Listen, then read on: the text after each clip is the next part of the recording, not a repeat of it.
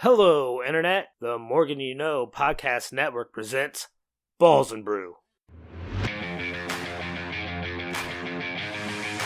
Welcome back to another edition of the flagship sports podcast here on the Morgan You Know podcasting network. I am your host. My name is Rod Morgan. This podcast is executively produced by James Jamriska. Jimmy is here with us now. Jimmy, hello. It is week 15, Rod. Let's go.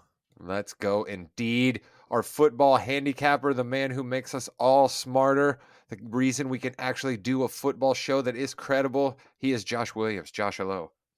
What's going on, boys? Week 15.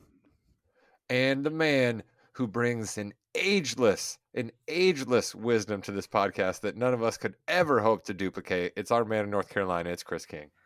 Oh, I am sensing a theme to this one.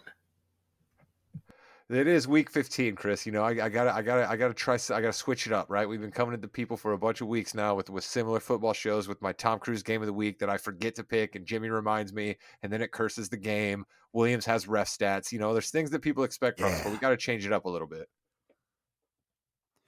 Yeah, you know, I think really Chris brings a lot to the show. So good job, Chris. Hey, yo, that's a little inside joke right there. There's going to be one person listening to the podcast that's going to get that one. But that is the kind of stuff we bring for you here sometimes. Like Jimmy said, it's week 15. Chris will be giving us three things he knows. I'll give you my Tom Cruise game. But the reason that we are here is because our guy, the handicapper, stands at 23-17-2 after a 3-0 week last week. Mr. Williams, you can beat your chest a little bit. You were on it last week. Even the bet that you made up, you got right. Yeah, just throwing out lines. That one hit pretty early. First half, Tony Pollard. You can run on Houston pretty easily. Said J.C. Horn was balling out. He got a pick. He actually recovered the onside kick for Carolina. That was a big win for them. And then we even touched on Donovan Smith holding. You can call a holding penalty on him like every play. Brady throws a touchdown. It gets called back because Donovan Smith was holding on the play. So rough game for Tampa there. But, 3-0, we'll take it. Let's try and do it again. Rough game for Tampa there, indeed. Rough division there in the NFC South. But Chris, you got a bit of a contrarian take on the NFC South, I see here, as you often do. What do you got for us? So we all know the NFC South is full of bad teams.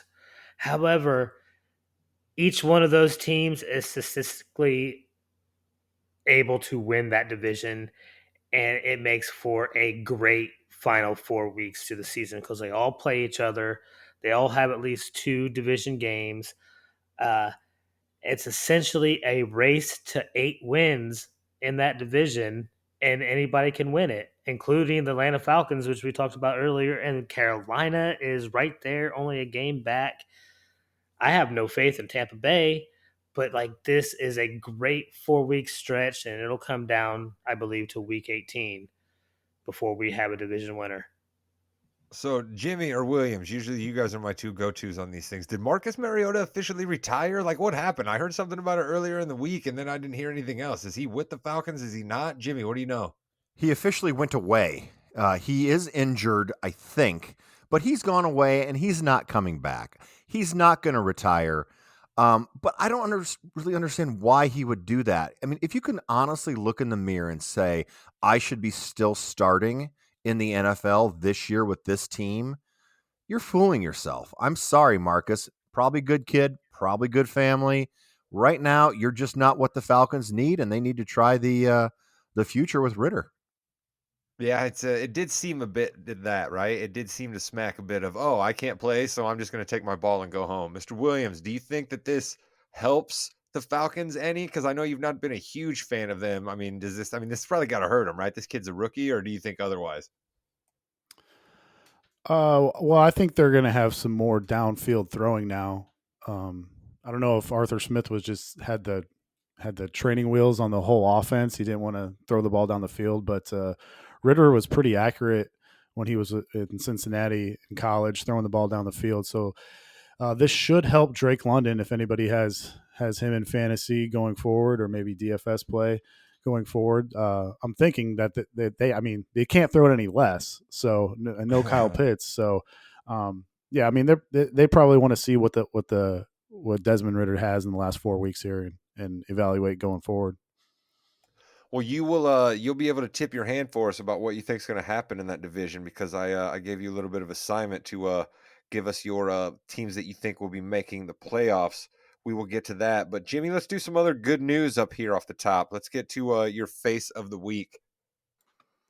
Oh, the face of the week. Well, it should be. Let me tell you who it should be. But then he came up. It should be Justin Herbert, just to put it in Chris's face because he got a great win. He had a good game, fantastic quarterback. But no, out of nowhere, from the dumps, the man who always comes back and always fights. We're talking about our boy, the podcast's very own favorite quarterback from day one. Baker Mayfield is this week's face of the week. He brought the lowly Rams back and got him a win in his first start. He got off the bus, put his cleats on, and took him to a win. Baker Mayfield, that's our boy. Jimmy, you are a brave, brave soul. I was going to be incredibly critical of you if you chose anyone else than Baker for face of the week. I mean, this is a hero story. This is like Vince Papale level, right? Like the movie with Mark Wahlberg, the Philadelphia Eagles guy. This is that kind of level. This man's thrown aside, washed up, shows up for the Rams, wins a ball game. Even if he never does again, this is that one shining moment that can be made into a Disney movie. If that's not a face turn, I don't know what is. But Williams, I'm sure you don't quite see it that way. You think that Baker is terrible and the Rams have absolutely nothing. How here, dare right? you? You're going to be the rain on our parade. No, man, I'm happy for Baker. It seems like Baker plays better when he's just like sandlotting it out there. Like the less he, has time to think about things, the better. He's just out there just making plays, man. And the Raiders had some terrible prevent defenses, and he just took advantage of it. I mean, good for him.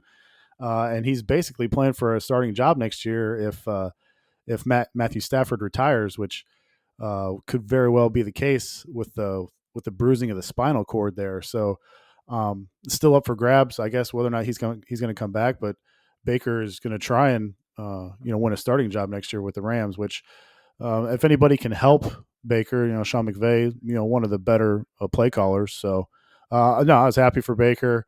It probably is not going to happen again, those circumstances. But no, good for him, man. That was an unbelievable comeback.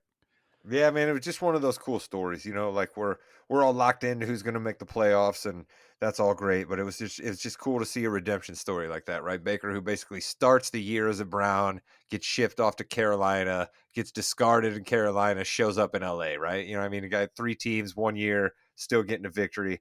That's cool stuff. All right, Mr. Williams, let's dispatch with your assignment rather quickly here, and then we'll start getting into some of your games. Who do you think will be the AFC representatives in the playoffs as you see it right now? And you don't have to give us the top couple of teams. We all know who those are. I guess I'd basically just mean who's coming in at the bottom 3 there.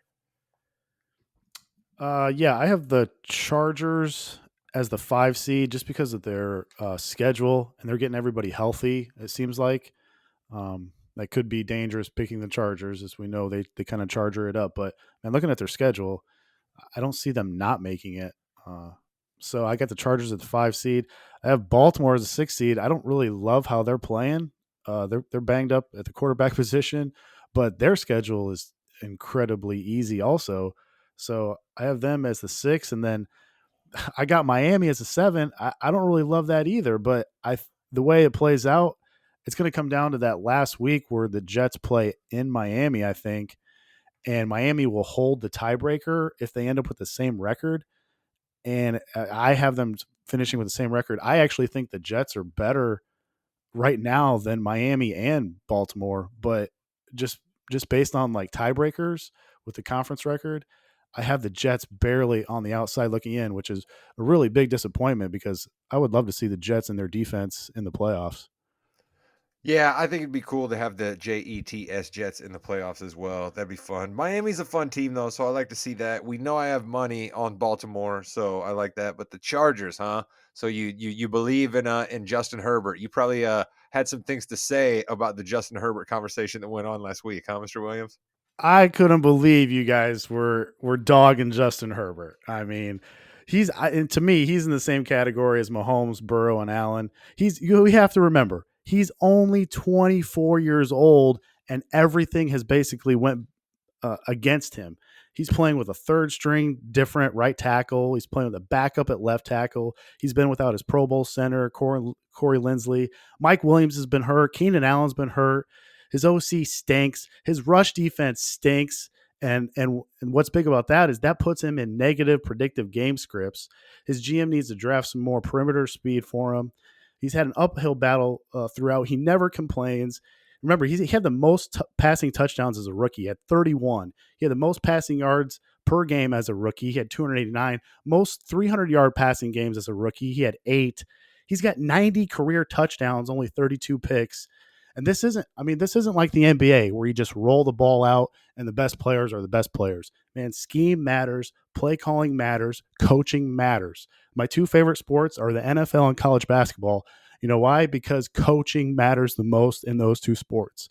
So I think Herbert's fantastic. I know he hasn't won everything. He reminds me of Dan Marino, honestly. And Dan Marino never won anything. That was not Dan Marino's fault. Dan Marino can never play defense. Justin Herbert can't play defense. So to me, I think Justin Herbert's fantastic. And I couldn't believe you guys were throwing him under the rug there last week. Chris, I mean, I guess I should allow you a chance to retort here. What were you thinking to yourself when you saw Justin Herbert lighting it up after your take? Which and in defense of you, real quick, sir, I believe you were saying Justin Herbert is talked about too much. You weren't necessarily saying much about Justin Herbert, the man. Were you, or am I mistaken on that? No, I wasn't talking about Justin Herbert, the man, so much as the talk surrounding him. And realistically, he didn't do, I don't think, all that much last week. I mean, he threw the ball 51 times. He threw for a lot of yards, but he only produced 1 touchdown. I mean, the offense itself only produced 2 touchdowns. I mean, that's not a prolific, great quality of a quarterback. I don't know. And it's also the only time that they actually beat a team with a winning record this year. He's got to show me more. Doubling down. I love it. Jimmy, I know you were also kicking around the idea of Herbert maybe as the face, so I bet you got something to say here. Yeah. Hey, Chris. Hi. Last week when you were dogging one of the best quarterbacks in the league, you said he didn't win anything and all he does is stats. Well, this past week he won and had a fine game, not as big as he usually does, but he won. So I just need to figure out what rules we're playing by next week. So is he going to be good or bad next week? Like, you got to let me know what's going on here, bud. If he does it again next week, at least that starts a trend. One game does not make a trend. No, but listen, his entire career as a good quarterback makes a trend. Has he won a playoff game? Have you won a playoff game? Thank you. I'm not being discussed as a great quarterback either. Yeah, damn right you're not. Sorry. If we take away anything from that conversation, it's that one game is not a trend. And Chris's analysis on this podcast certainly proves that to be true week in and week out. All right, Mr. Williams, let's go over to the NFC then and give us how you think the playoffs are going to shake out over there. You had to have been impressed by the throw to Keenan Allen. I mean, nobody makes that throw. I mean, just circling back there.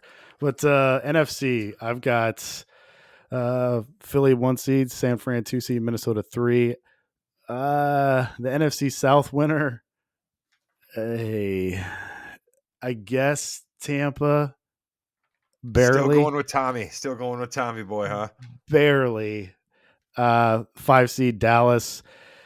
And here's where it gets interesting. The 6 and 7 seed, I would not have guessed this, but I played out the schedules, and I have Washington as the 6th seed. You can maybe have guessed that, but the 7th seed, I have the Giants making it. New York football Giants. It's really only because I don't think Seattle has a chance. I think they're done. I think it's between the Giants and Detroit. And Detroit's 3 out of their last 4 games are on the road. And not only you got some stuff for us on Detroit Jets, so we don't need to get too deep into Detroit here. Yeah, not only on the road, but they're outdoors. So we'll have some more stuff on that later. But yeah, and then Carolina can sneak into the South, but that's good. I mean, that game Carolina at Tampa is probably going to be for all the marbles. I think that's week 17.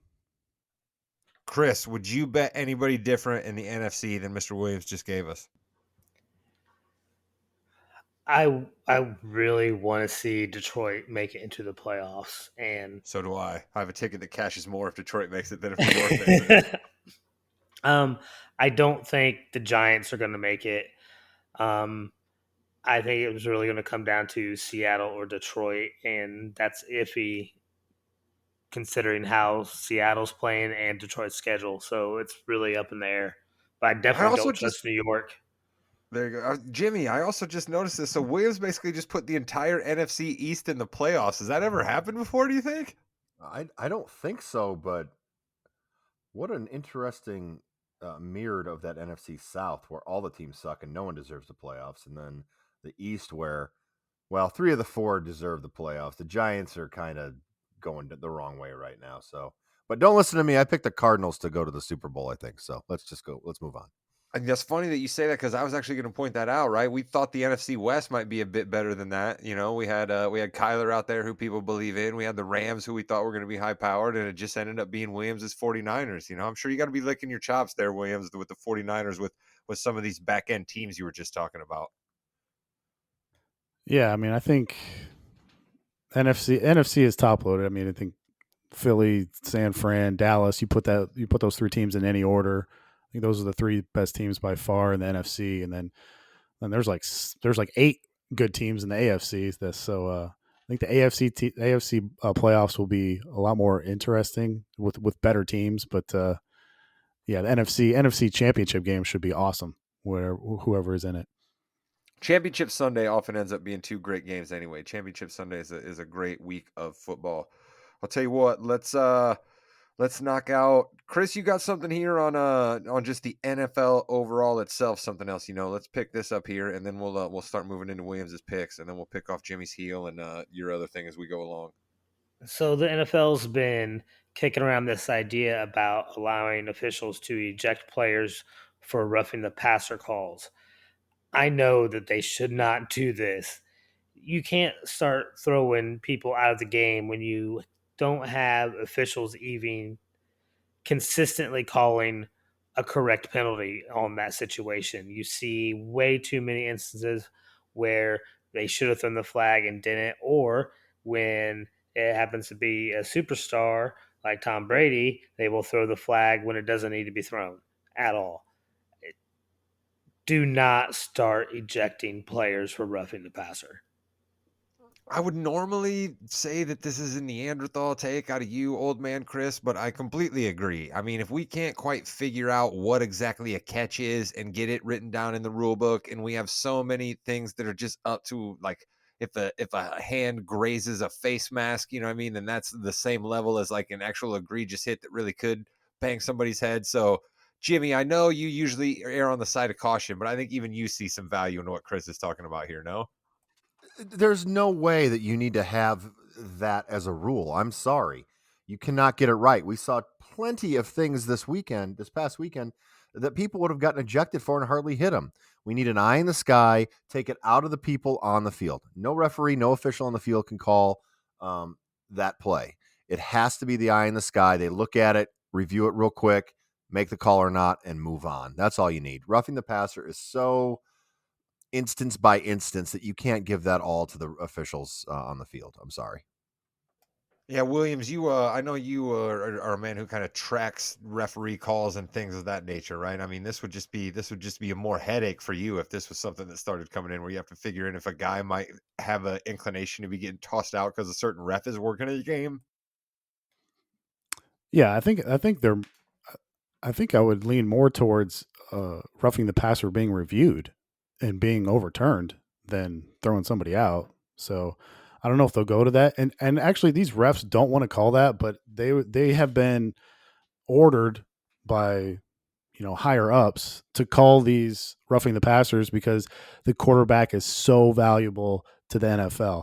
And really, if you really think about it, we've only got like 7 or 8 like really good quarterbacks right now. We have to protect them as much as possible. And I know those penalties are super frustrating and they usually go against the stars, and there's a reason for that. So um, you know, we'll see. I don't think that we're going to be throwing guys out though. They're already like over the top with some of these penalties.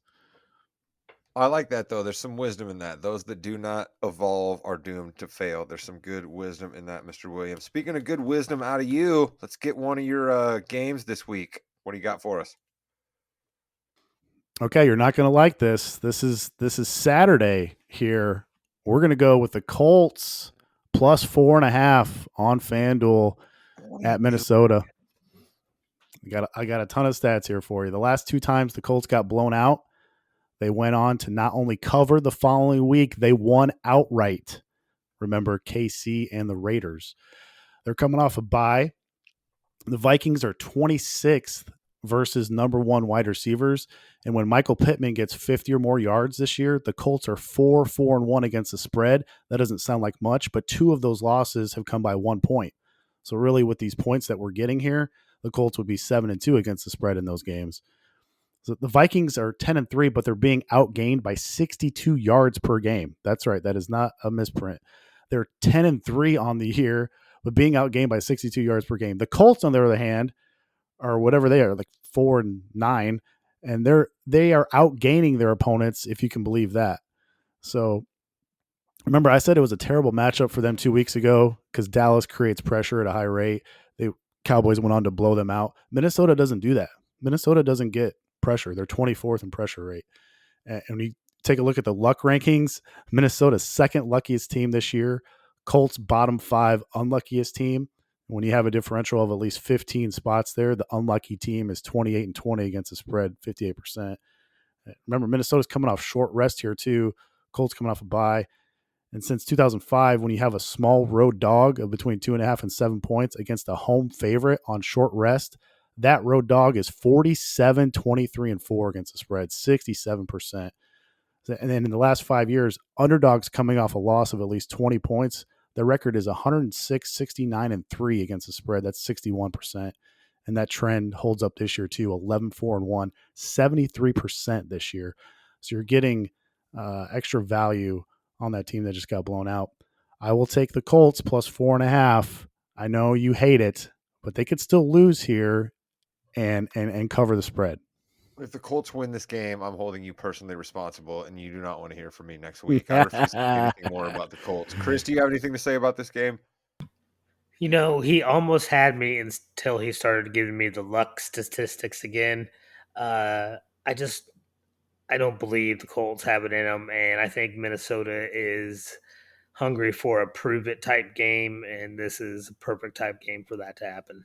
Prove it type game against the Colts? What are you talking about? Jimmy, I know you have a great Jeff Saturday stat here for us. What do you got?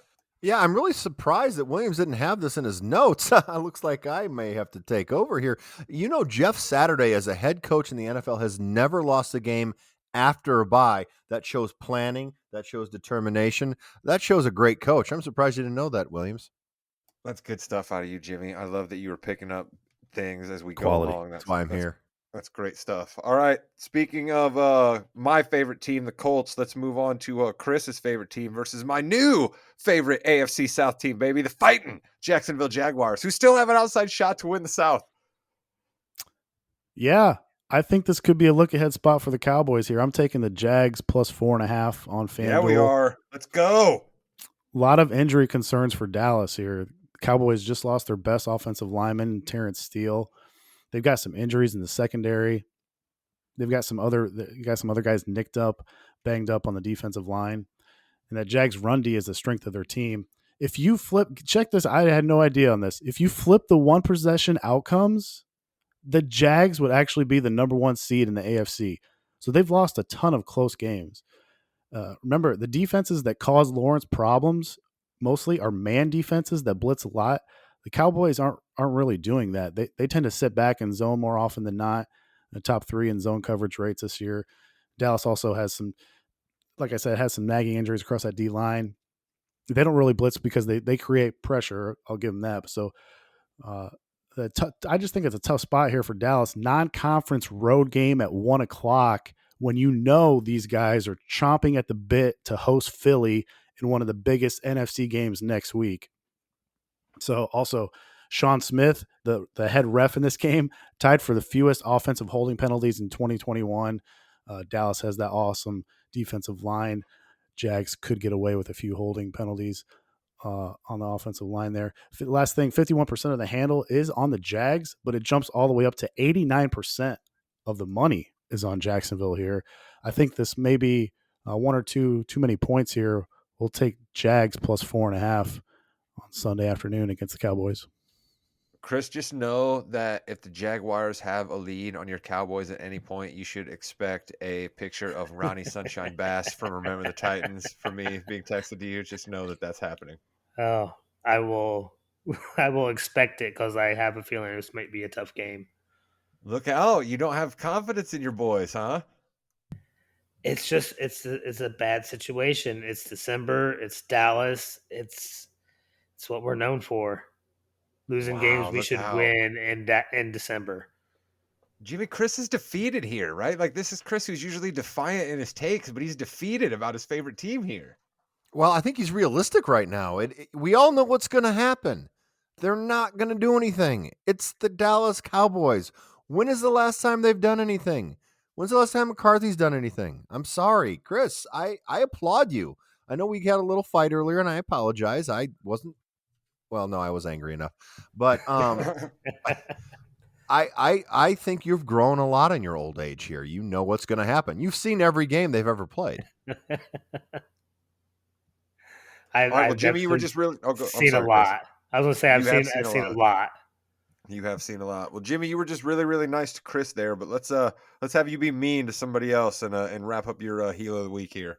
So in going with my, remember he's still in the league, starting quarterback. Didn't really start this past game, but the biscuit, Mitchell Trubisky. We're going to talk about him today. He is my heel. They lost to a Ravens team that I think, Williams, were you quarterbacking in the fourth quarter for the Ravens? I thought I saw that. I thought I saw you there. That might have been. 3 interceptions that he just threw right to people. Mitch, you had a good gig backing up Josh Allen. That's all I'm going to say. Mitch Trubisky is our heel of the week.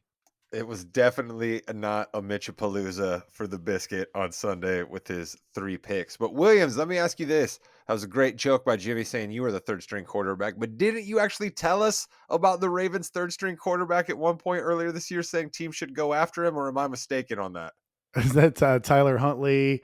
And then Anthony Brown came in. Yeah, I think I might have. I don't know. There might have been somebody else. I told somebody to pick up like 2 different third string quarterbacks, and now they're playing. So yeah, we'll see. We'll see what's going on.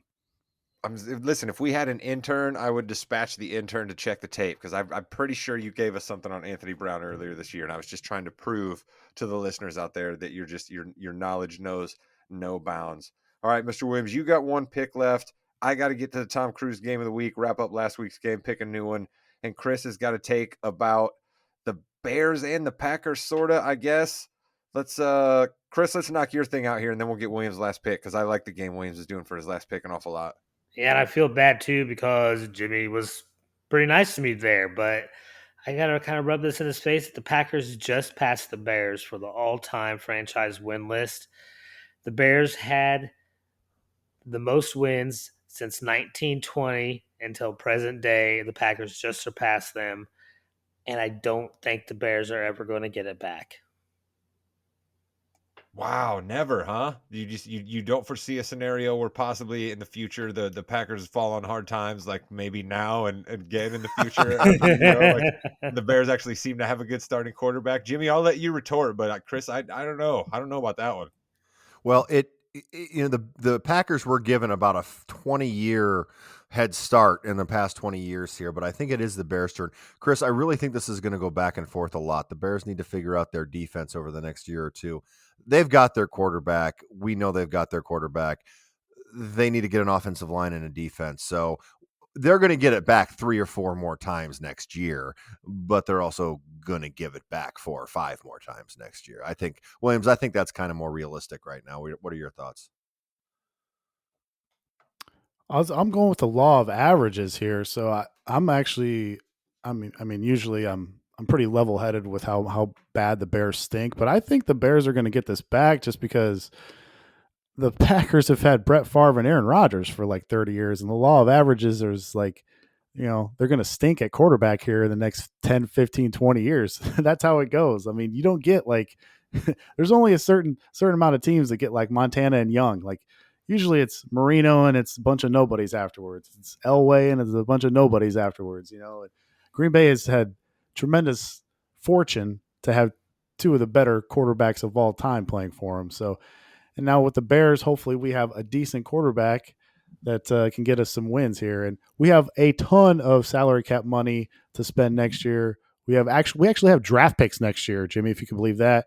We could possibly have a top 3 pick in next year's draft. So, yeah, I think the Bears are going to take that over here next year. Bears have a huge, huge draft pick next year. They better not effing blow it. Lose these rest of these games so you can trade that number 2 pick for a bunch of stuff. Listen to that. Stop it. My team's supposed to lose, right? We can't all be on here rooting for our teams to lose because then that's just going to be some sort of bad mojo out in the world. I don't like that. But you know what I do like? Getting Mr. Williams' last pick on a game that I considered for my Tom Cruise game of the week this week, but I don't like to double up, so I'm going to pick something else. Mr. Williams, you tell us about those fighting Lions versus the Jets. Jets. Go Jets. Yeah, man, this is a week-to-week league, man, and we were super high on Detroit last week, but we're going against them this week. I'm going to take the Jets. The best line you can find out right now is minus 1.5. I actually got them earlier in the day at +1, so there is a ton of money coming in on the Jets here, minus 1.5. And this is all about matchups. Detroit is significantly worse on the road, and the Jets D is great versus play action, and they're much better versus zone coverages. The Jets play a lot more man schemes. And when Detroit beat the Vikings last week, the Vikings play the highest rate of zone out of anybody in the league, and the Vikings stink defending the play action. That's where the Lions took advantage en route to a double-digit win. And when the Lions are at home, they're 4th in schedule-adjusted passing efficiency. You take Goff out of a dome, he has just 2 passing touchdowns on the year. Their passing offense drops to 21st in efficiency. The Lions 3 games that were outside, they average only 18 points per game. And Goff with pressure on him, his passer rating drops down under 60. He grades out as the 28th best quarterback under pressure out of 36 qualifiers. We know the Jets D creates a ton of pressure. They're top 8 in pressure rate. Jets are second best in EPA per play allowed versus play action also. You got a ton of momentum for the Jets. This is a huge game. This is a home game for the Jets. A ton of money coming in on them. I like the Jets here, minus 1.5 against Detroit. Detroit's been playing awesome lately. It's a great story, but I think the Jets defense is gonna have a little bit too much for them on Sunday. All right, well, let me ask you this then real quick. If you like the Jets here, but earlier when I made you do your playoff preview, you think the Jets are going to be outside looking in. So clearly you think they must stumble after this because this would be a game where I could see them actually losing, but that's probably because I'm biased because I have a ticket for the Lions. No, I really like the Jets, man. It's just how the schedule plays out, and I think they lose the tiebreaker to Miami. Now that's only if they lose to Miami. I think that's the last game of the year. So I think that game. I think whoever's going to get that last playoff spot in the AFC, I think it might come down to that game where it's the Jets at Miami in Week 18. That's always a fun Sunday night game when they you know what I mean, they're able to make that game be the Sunday night game. Yeah, that definitely could happen. And remember, the Jets beat Miami earlier in the year, but that's when Tua was hurt and Bridgewater got hurt super early, so they were down to their third string. Yeah, they were down to their third string quarterback in that game, and the Jets just destroyed them.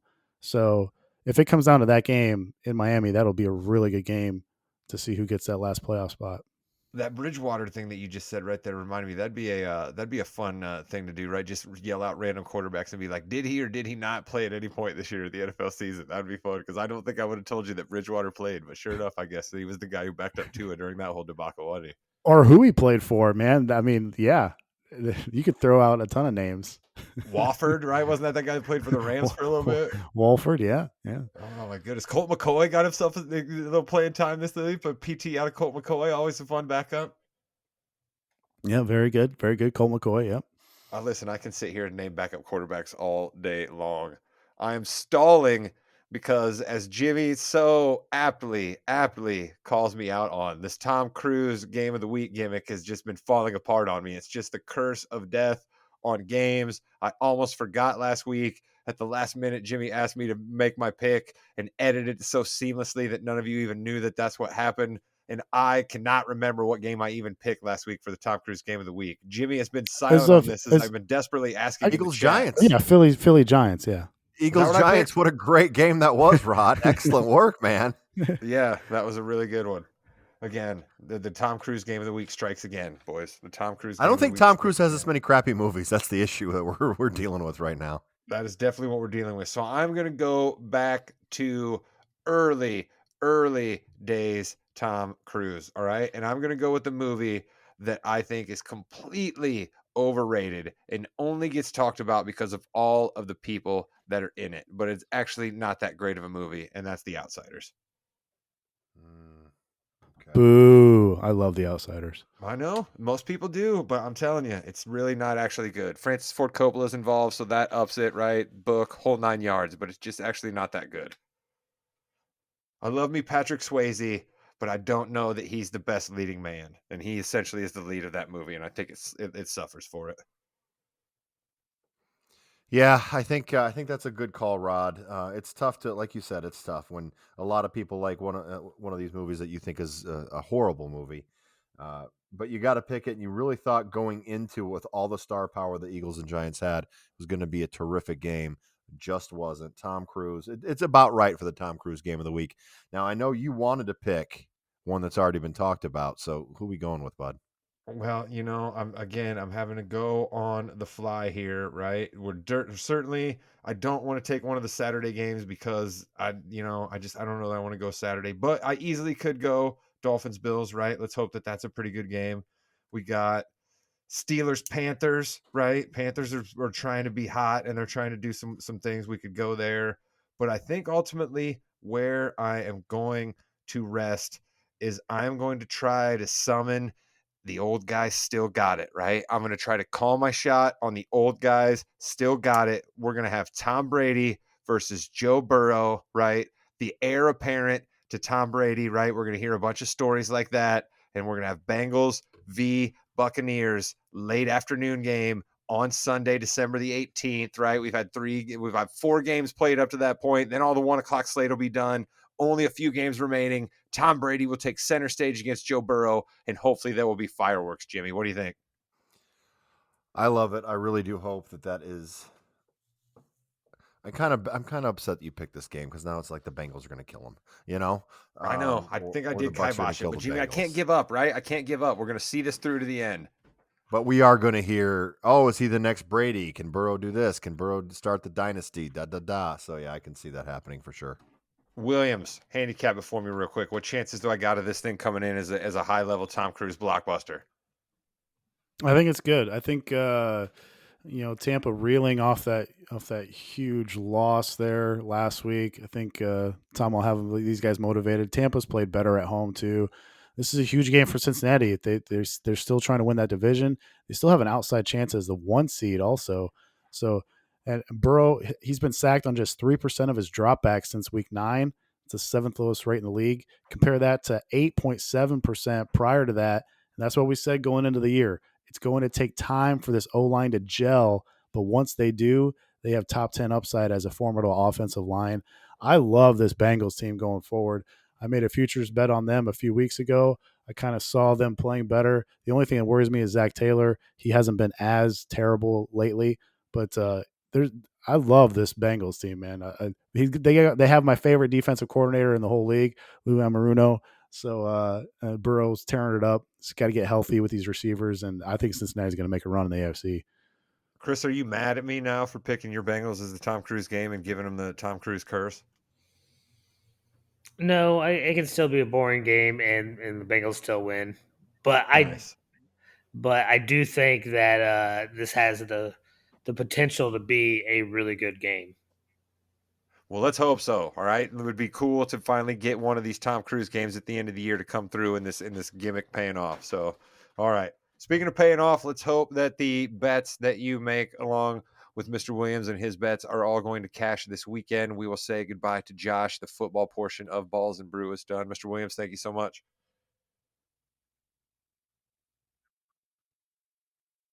That's right. Mr. Williams just told you right there. When we come back on the other side, we will be running the fast break, and Jimmy Jamriska will be driving.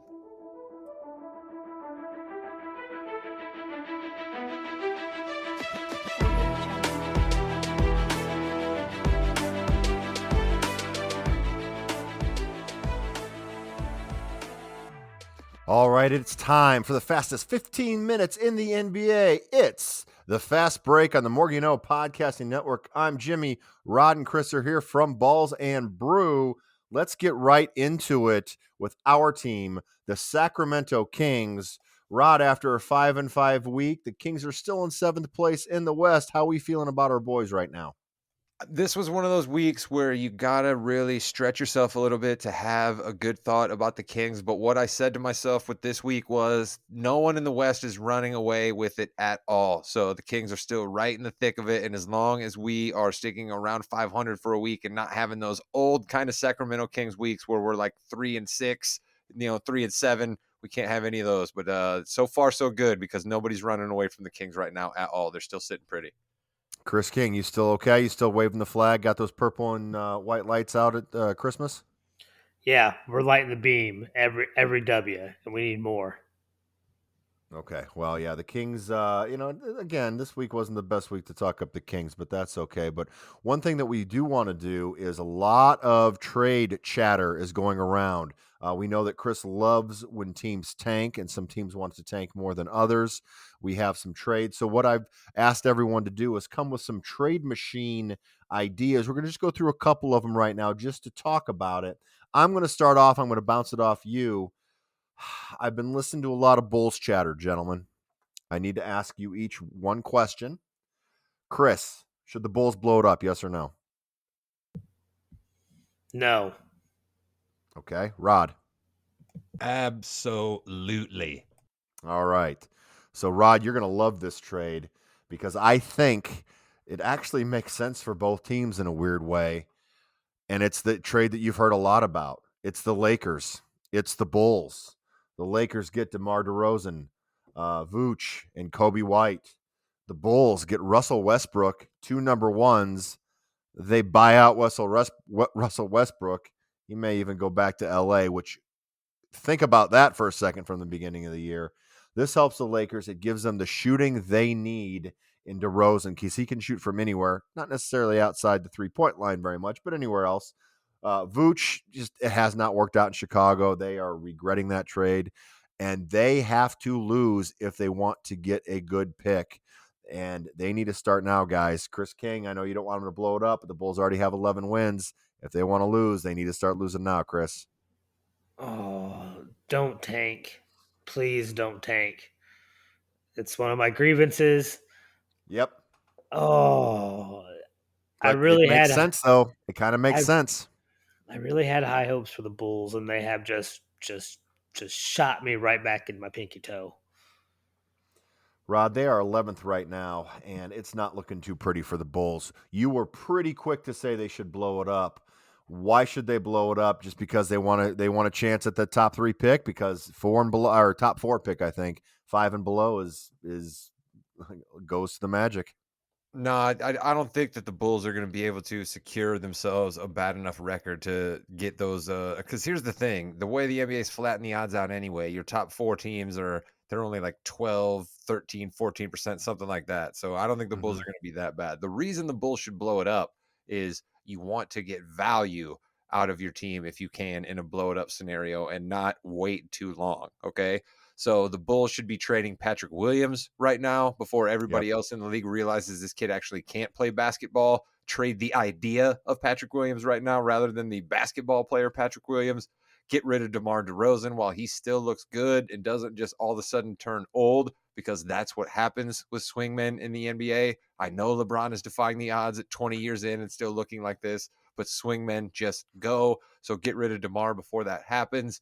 Alex Caruso actually is probably a prized asset out there with what he can actually do for a team. You can plug and play him with anybody. And Vooch, absolutely, get off of that contract. He's not coming back to your team. Why not try to get something out of him? But here's the problem with the trade you laid out to me, Jimmy. If I'm the Lakers, I'm hanging up the phone. It's interesting, isn't it? Because that's really the only way you could get all 3 of them to the Lakers. Now you could just do a DeRozan for like a Patrick Beverley and a couple other players and picks.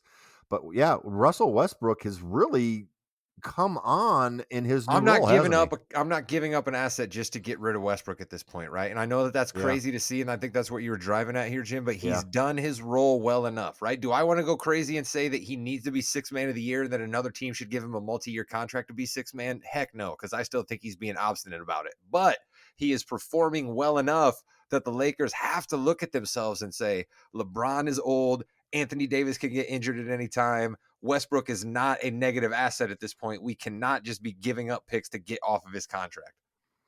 All right. Well, that is the Jimmy trade machine for the Bulls and Lakers. Rod, what do you have on your trade machine this week? I have something way less sexy, Jim, right? And it's something that's a little close and near and dear to my heart. And Chris, you're actually probably going to love this as well.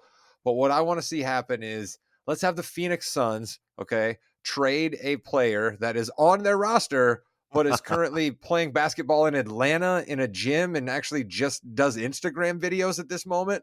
Let's get Jay Crowder off of that team because they apparently aren't going to let him come back, and he doesn't want to come back anyway. And let's trade Jay Crowder to the Houston Rockets as a big FU to him for this garbage that he pulled, because he essentially just wanted to walk out and not play anymore because they didn't want him to start. And let's get my guy, Chris's guy, Indiana's own Eric Gordon, off of that trash Rockets team, put him on this Phoenix Suns team that he wanted to go to all those years ago anyway, put him on a playoff contender like the Suns, and tell me that Eric Gordon, who tries hard on defense, can bury three-pointers, is smart, and knows how to move the basketball, doesn't absolutely fit on that team next to Chris Paul. Oh yeah, that would work out great. I would love Eric Gordon in Phoenix right now, coming in off the bench as a specialist, 3-and-D guy. That's perfect. Yeah, it is really what they need. And Eric Gordon, how long has he been in Houston? He's been in Houston since actually only 2016. So it seems a lot longer than that.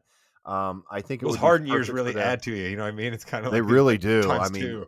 the things I'm going to get the ball passed to me. What's going on here?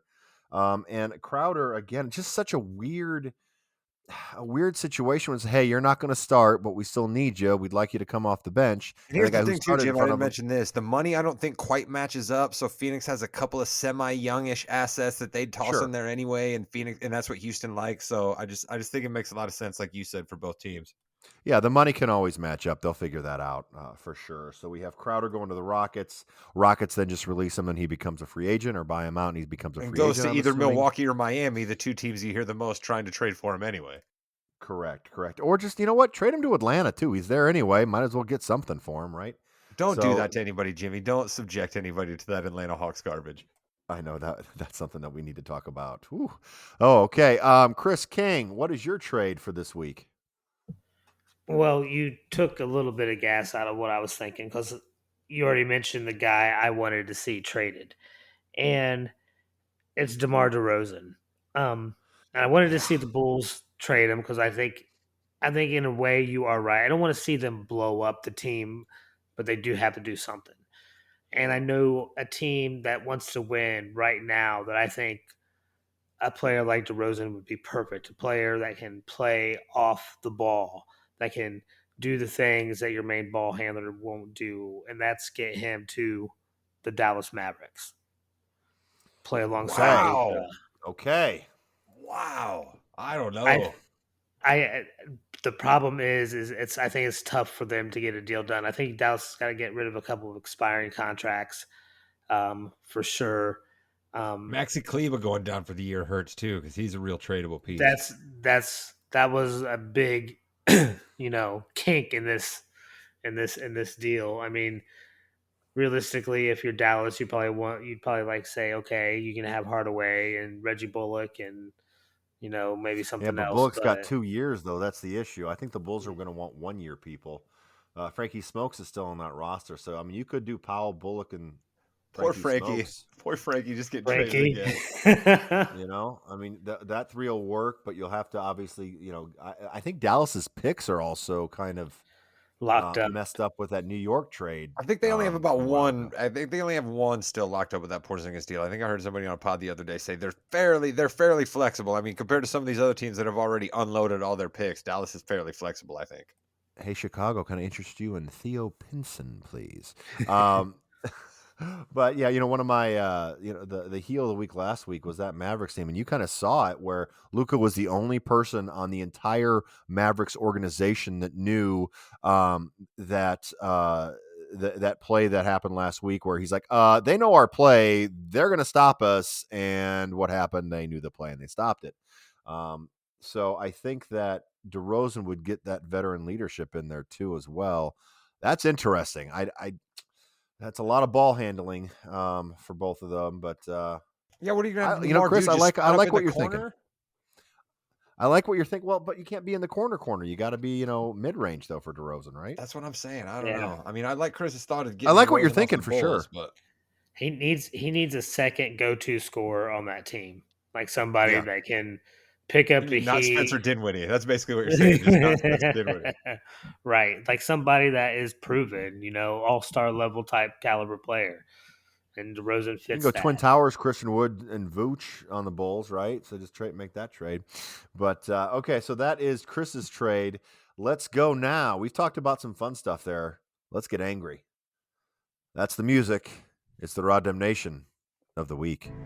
We completely let them off the hook. Then magically, he has absolutely nothing to say. How could they possibly understand courtside Karen? Yes, thank you, Jimmy, for allowing me to unburden myself with something that just really gets me going when I hear about it throughout the course of a week in the NBA. And post-game press conferences, I understand, are a bit futile, a bit stupid. You have players basically coached from an early age now to learn how to not say anything. But every once in a while, these guys are just so unaware, just so self-absorbed that they just utter things at these post-game press conferences that just make me just blow my mind.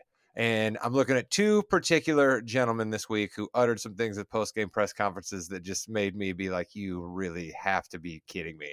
One is one Kawhi Leonard of the Los Angeles Clippers, who at a post-game press conference had the gall to say, I want to be playing. I want to be out there. I'd love to be playing 35 minutes a night, but the doctors won't let me. Kawhi, please, after all of these years with San Antonio and then Toronto and now all these years in Los Angeles, you expect us to believe that it's been doctors telling you the whole time and not you telling the doctors sort of what you want to do? Come on, Kawhi. You can't say something like that. And then to top that, Kyrie Irving, the man who I have a lot of vitriol for so often, and I've left him alone for a little while, has the gall to stand up there in a post-game press conference and say, no more distractions the rest of the year. We're all about basketball. When we don't have distractions, we can play good basketball. Are you looking in the mirror when you say this, Kyrie? The reason the Nets have had distractions is because of you, my man. So there's one person and one person only that could keep the Nets from having distractions, and that's you. So make sure you took a tape recording of yourself saying that in a post-game press conference, because I have a sneaky feeling that in 4 or 5 weeks we'll be talking about your ass doing something dumb and causing a distraction for the Nets. But you just told everybody in a post-game press conference, no more distractions. That's my Rod Damnation this week. I can't wait till Kyrie tries to flip that on the reporter that asks him after, hey, Kyrie, I know, about a month ago you said there should be no more distractions. All you want to play is basketball. What are your comments on that? Oh, I don't remember ever saying that. Oh, here's the tape right here, the recording. Oh, I don't want to talk about that. That's a deep fake. Yeah, it's not real. That's not real at all. So Kyrie and then Kawhi Leonard. Does he even talk to doctors? I didn't think he talked to doctors. I didn't think he talked to anybody, first of all. Yeah, that's what I mean. I don't know. Chris, do you think I'm being too harsh on Kawhi? Do you honestly think that, like Kawhi said, there's doctors telling him he can't play? Yeah, no, it smells fishy to me. He's not. He if he had the will to play, he would find doctors that would allow him to play. I'm pretty sure that would be very easy to do. That's kind of what I think, right? Because if you want to try to blame it on the Clippers doctors, like I know Paul George sits out a lot, but Paul George plays a heck of a lot more than Kawhi Leonard does. And there's a whole lot of other dudes on the Clippers that play all the time. I thought Leonard had his own personal doctors. That was my thought too. Yeah, and they, together they've played 8 games this year, I believe, together, and not all of the games, obviously. As Kawhi's Why would been, we want him to do that, Jim? Goodness. yeah, that's ridiculous there. But Kawhi, all you got to say is, hey, I would love to be playing 35 minutes to 40 minutes a game, but I want to make sure I don't have to go back on the injured list. I've been, injured the past couple of years. I want to make sure that my body is ready for this, and I'm going to slowly ramp up. That's nice and easy. You don't have to worry about it. Don't blame anybody else because it was what it is. I hate people that kind of tell you something that everyone knows is just not right. Speaking of not right, Chris, I can't wait for your opinions on this one. No, we're going to go to the Kings hardwood hierarchy. For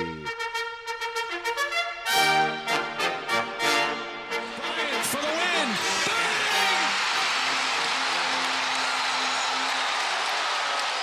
The Celtics are still the king. Still the most. Wow, this was their shakiest week. You still got them at the top, Yeah. huh? I still got them at the top. Like, yeah, it was a little bit shaky, but still better than just about everybody else. I mean, the the way that they continuously perform, even when they get beat, is still shows that they are the best team in the league right now. That Milwaukee, Warriors game scared me, though. That Warriors game scared me, and I'll tell you why. Let's pause on the Celtics here for a sec. That's the team they're going to have to face possibly when it comes to the NBA Finals again. And like that was bad memories for me, Jim. Did you catch any of that game? Like it did not. The Celtics did not look like the team I had seen running roughshod against everybody else when they played that Warriors team. I tried to catch the end, but it was already over, so I kind of went on from that. But Curry's going to be out for a while now, so that Golden State team might drop down a little bit in the standings. You never really know what's going to happen there. The Clippers also was bad. Now they did beat the Lakers, but it took them an overtime to do it. So I think Chris is right here. Still, it's the Celtics. You're going to lose some games, and that's fine over the year. It's just we can't lose what they've got. Mentally, the hustle. They like each other. We got to keep that. We got to be careful here. Chris, last week was the Celtics was your king. Last week the queen was the Bucks. Did the Bucks repeat as queen for you?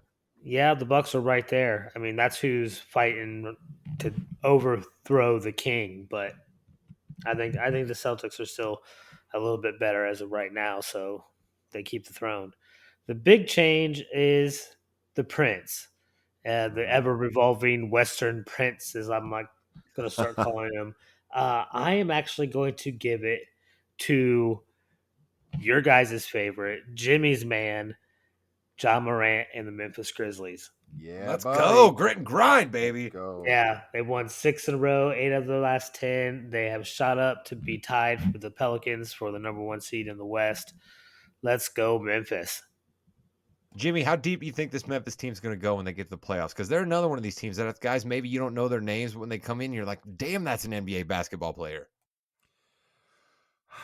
Listen, I think they're going to go to the Western Conference Finals. It depends on what seed they get. They really don't want to see the Nuggets on their side. They don't want to see the Pelicans. Think about that. Think about a Pelicans Grizzlies matchup. That would just be a war, and whoever would come out of that would be pretty damaged moving forward. I love this pick here. Pelicans, they've done pretty well too this past week. I think they're a little upset with you there, Chris. But Zion's kind of got that Zion look again, so watch out. But John Morant, got to stay healthy. Don't want to get hurt, Rod, because that's the only thing that worries me about the Grizzlies. Yeah, I'm with you there. John Morant's got that Derrick Rose syndrome where anytime you see him doing something crazy in that little frame, you're worried that he's not going to get back up. But I worry about the Pelicans, and I like Chris's call here. I think there's going to be some growing pains for the Pelicans, as weird as that sounds, when Brandon Ingram comes back, because I think there's going to be a little bit of, what do we do here? Zion's going to have to be trying to make sure BI gets off quite a few shots a game, and that might throw off their chemistry. Were you worried about that, any, Chris? A little bit. I'm hoping when Ingram comes back that he finds his role within the team organically and not try to force anything.